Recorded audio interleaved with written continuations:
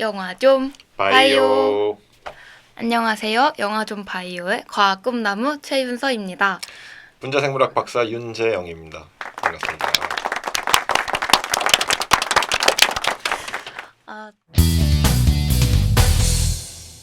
다음 영화는 이제 해프닝이라는 영화인데 사람들이 많이 모를 거라고 저는 생각을 하는데 그 영화요? 네. 네. 아니 저는 제목은 들어서 아는데 볼까 말까 하다가 넷플릭스 평점에 별 3개밖에 없어서 안 봤거든요. 아니 나이트 M 샤말란 감독이잖아요. 네, 맞아요. 그 식스센스. 감독이 뭐 그쵸, 되게 유명한 감독이라서 영화를 많이 보는데 좀 되게 재밌는 영화도 있고 보면은 뭔가 좀 황당한 영화도 있고 제 느낌에는.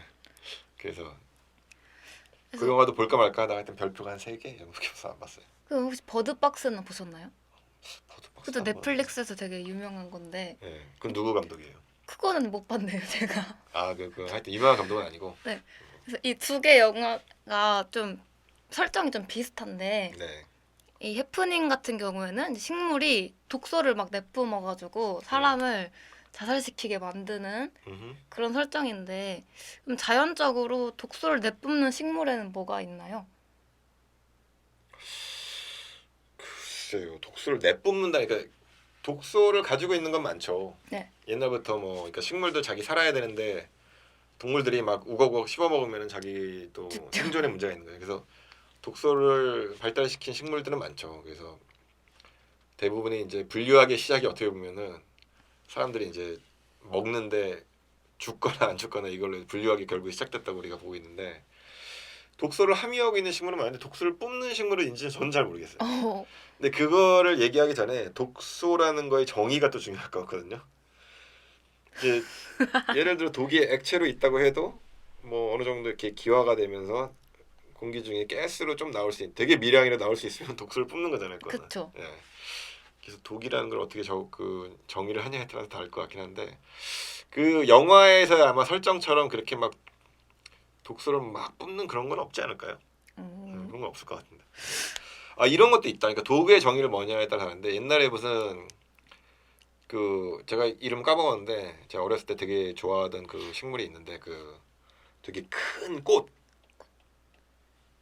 땅에 이렇게 딱 붙어 있는 꽃인데 악취가 막 나는 꽃이 있거든. 어, 이게 뭔지 하여튼 팩트 체크를 해주시고. 근데 일종의 악취가 나면은 그것도 독소가 아닐까 하는데, 제 생각에 악취라는 게 결국에 좀 몸에 안 좋은 것들이 냄새가 그렇게 나게 마련해. 뭐 그런 것도 있고, 그렇게 독을 뿜는 거는, 그러니까 이 그런 건 있지 않나. 이것도 영화에서 본 것 같은데, 그 독버섯 있잖아요. 독버섯. 네. 독버섯, 버섯은 식물이 아니잖아요, 그렇죠? 그래서 식물 아니라서 그건 곰팡이. 균류. 버섯, 독버섯이 많은 데를 이렇게 지나가면은 거기에 막 취하거나 이러지 않나요? 처음 들어봤어요. 영화에서 본 건가? 하여튼 그럼 왜 취하나요? 가스 뿜어. 뭐 그렇죠. 그러니까 독이 그 성분인데 미묘하게 가스로 이렇게 나오는 게 있을 수도 있고, 그게 많으면은 이제 그거를 흡입해서 약간 그 환각 상태가 된다거나. 환각 상태. 예. 그래서 뭐 그런 소문을 들은 것 같긴 한데, 그게 진위는 잘 모르겠어요. 독버섯 사이를 걸어다니면은 약간 환각 상태에 빠지면 이제 그때 영화에서 본 것 같기도 하고.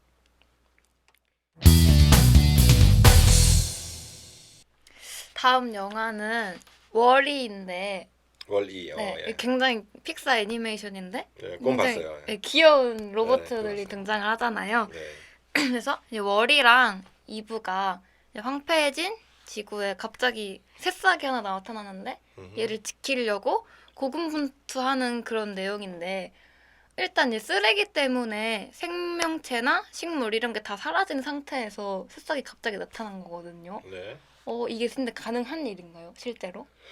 아니 뭐 없는 게 나타나는 건 불가능하고, 그러니까 씨앗이 있었겠죠. 땅 속에. 뭐 어딘가에 씨앗이 땅속에 있거나 아니면 쓰레기 더미 중간에 있었거나. 어, 그러니까 씨앗이, 그러니까 다시 또 동물과 식물의 차이를 또 이렇게 얘기해야 되는데, 이 동물과 식물의 또 가장 큰 차이점이 하나가 종자가 있냐. 아, 종자. 그 종자 식물이 나타나면서 이 진화적으로 그 그 물속 이게 진화적으로 식물도 물 속에 있다 이렇게 나왔잖아요. 육상으로. 그렇죠. 동물도 마찬가지고 네. 물 속에 있다 싹 밀고 나왔죠. 근데 이제 그 굉장히 이제 우점을 할 수 있고 육지를 그 식물들 중에서는 우점을 할 수 있어요. 그러니까 동물은 예를 들어 뭐 맷멀이나 뭐 곤충이라든지 뭐 이런 그 우점이라는 것도 정의를 어떻게 하냐에 다를 수 있는데 맷멀들이 좀 나중에 잘 육지를 이용하게 됐죠. 포유류. 근데 이제 식물은 종자식물이 우점을 하게 됐죠. 네. 그 전까지는 뭐 다시마 미역 이런 거예요. 그다음에 뭐 이끼. 그다음 뭐예요? 그다음에 고사리. 고사리. 네. 그다음에 이제 종자식물이 생긴 거죠. 그렇죠? 그래서 고사리는 씨앗이 없어요. 고사리는 종자가 없는 식물이고, 그러니까 양치식물이죠. 양치식물. 네. 동물 중에서 이렇게 양서류에 해당하는 거죠. 어떻게 보면 양치식물은 이렇게 물 습기도 좀 있어야 되고 그래서 사는 거니까. 근데 이제 종자식물이 나타나면서 얘네들이 훨씬 성공할 수 있다는 이유가 그러니까 이제 동물 같은 경우는 대가 끊기면 안 되잖아요. 그렇죠. 중간에 생명 현상이 한 번이라도 없으면은 그 대는 끊기잖아요. 그 DNA는 더 이상 존재하지 못하게 되는 거죠. 네. 근데 이제 식물에서 종자식물 같은 경우는 종자라는 그러니까 이제 발달 초기의 어떤 배아 세포인데 그 안에 영양분도 있게 해서 딱딱한 그 외피에 쌓여 있는 이런 종자. 그래서 이 종자는 뭐 물에 이렇게 집어넣어도 꽤 오랫동안 이제 살아남을 수 있고, 그다음에 추워도 살 수 있고, 뭐 거의 이제 망가뜨릴 수 없는 구조인 거죠. 씨앗은. 뭐 쉽게 얘기해서 우리가 먹어도 소화도 안 되잖아요. 씨앗은. 그쵸. 그렇죠. 그냥 바로 나오잖아. 다음 그걸 이렇게 소화가 안 되는 딱딱한 그런 표피로 있기 때문에 그러니까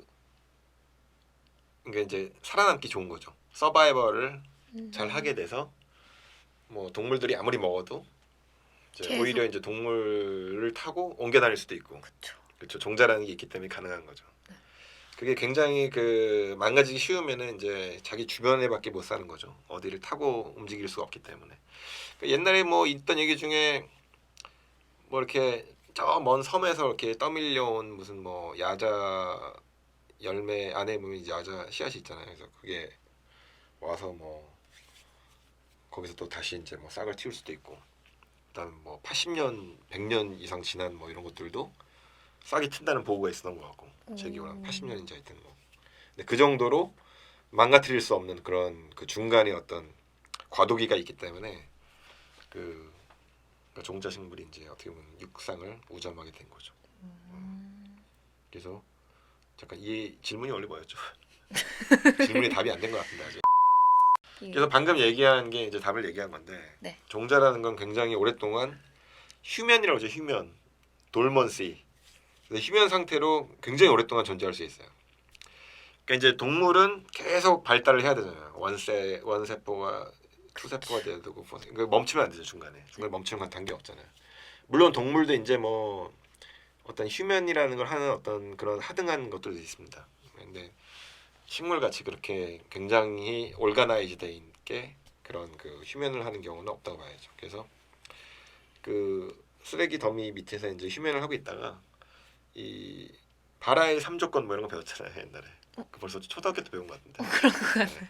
조건만 되면 이제 언제든지 발할 수 있는 게 식물인 거죠. 네. 그래서 거기 있는 씨앗도 없던 게 갑자기 생기는 건 불가능하고, 그 씨앗이 있다가. 어딘가에 있다가 조건이 맞아가지고 이제 딱 튀어오르는 그런 게 되겠죠. Tropicana